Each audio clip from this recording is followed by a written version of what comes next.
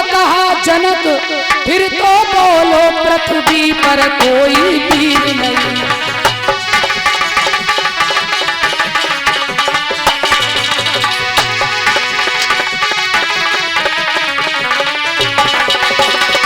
बोलो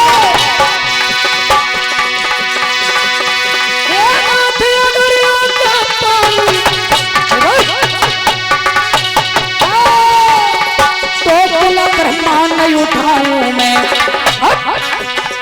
गेंद की तरह डालूं छाल, 100 योजन तक ले जाऊं मैं।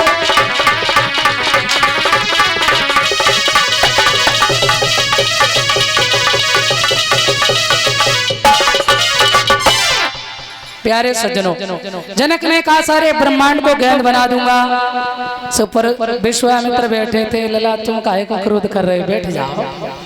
अबे तो राम जी को नंबर है, और राम जी से कही लला तुम जाओ धनुष तोड़ो। राम जी सरल भाव से खड़े हुए और गणेश जी धनुष में विराजमान थे। गणेश जी ने इशारों करो, सीता जी तो दे हैं, अब हमें चले। हाँ, और मेरे सज्जनों अब धीरे धीरे समय हुआ। राम जी ने सोचा कि मैंने गुरु जी को प्रणाम तो किया नहीं, धनुष तोड़ने आ गए। सीता जी ऊपर खड़ी और राम ने सोची अगर मैं झुक के प्रणाम कर रहे तो सीता जी के मन में जे ना हो जाके नहीं हाथ जोड़ ले, आखिरी चांस खत्म, सीता जी ना ऊपर से गिर जाए। सो राम जी ने गुरहि प्रणाम मन ही मन कीना, मन ही मन किया।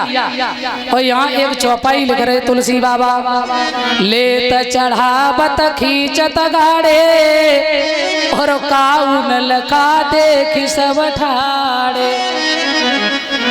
लेत राम जी ने किया प्रणाम गुरु जी को मन ही मन, और गुरु जी ने लिया प्रणाम लेत। ये दो अर्थ है, समझ ले। लेत चढ़ावत, अब देखो जब धनुष पे चाप भी चढ़ाई राम ने, और सीता जी की मांग में सिंदूर भी। बोले टेंशन मत करो अब टूटेगा। लेत चढ़ावत खींचत गाड़े, धनुष की चाप को भी खींचा, और जो जनक के अंदर दुख था उसे भी खींचा। बोले अब टूटेगा। और काउन लखा देख सब ठाड़े।